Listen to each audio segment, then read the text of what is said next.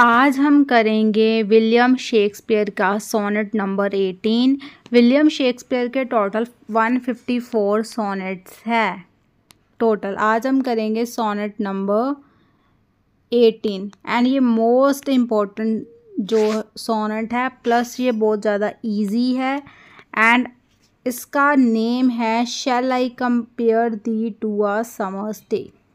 तो इसका टाइटल ये है shall I compare thee to a summer day and ये विलियम शेक्सपियर का है।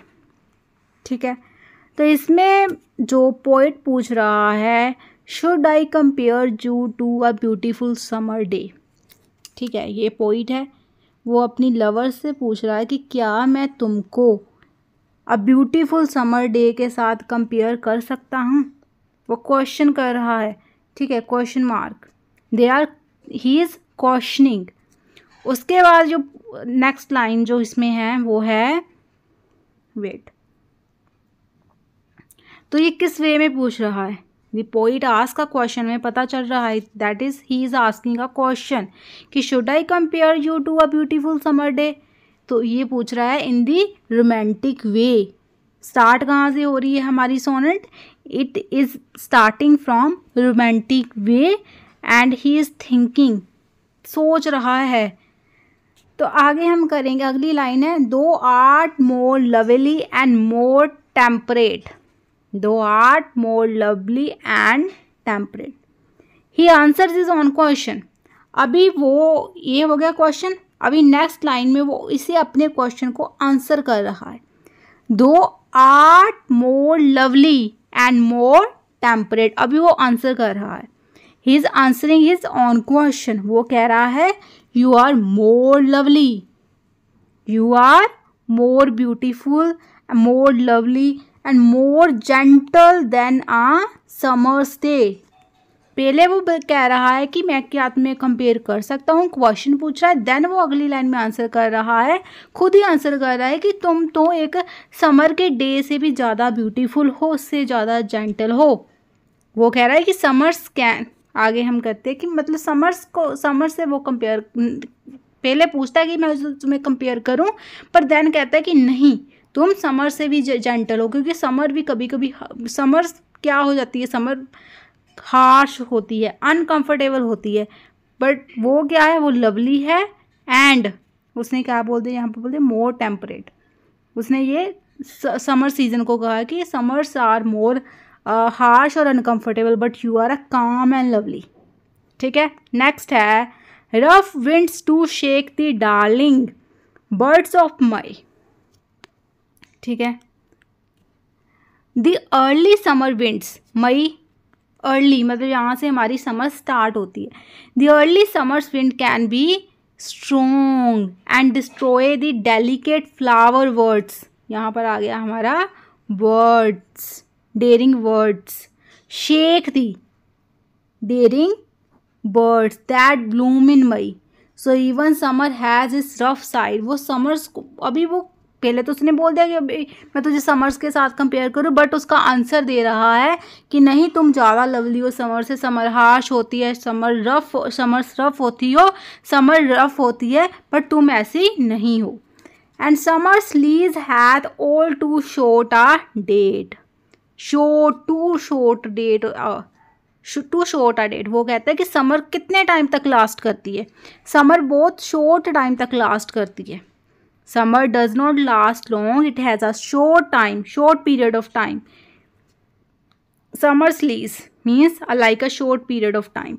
ब्यूटी एंड प्लेजेंट, उसको वो कहता है कि समर की ब्यूटी भी बहुत जल्दी फेड हो जाती है, that is a too short date of time.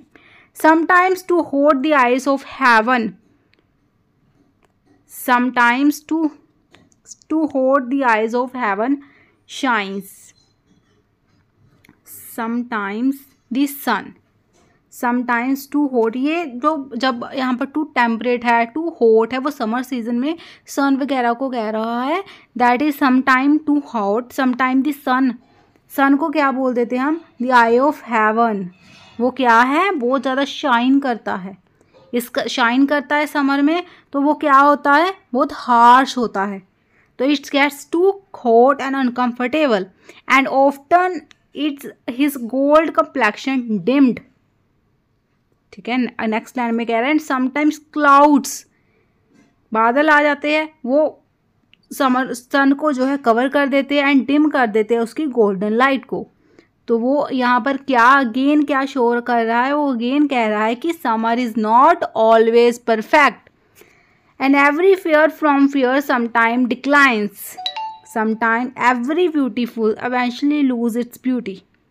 ठीक है, वो कह रहा है कि होली होली सभी की ब्यूटी जो डिक्लाइन होती है, नेचर में भी। Nothing in nature stays perfect forever, by chance or nature's changing course untrimmed, beauty fades either by accident, by chance and nature's changes. वो कह रहा है कि beauty fades either by accident or by the natural process of time. Nature's beauty वो simply कह रहे हैं fade होती है, अगर कुछ भी है टाइम तक वो चेंज हो जाएगा। By the eternal summer shall not fade, now the poet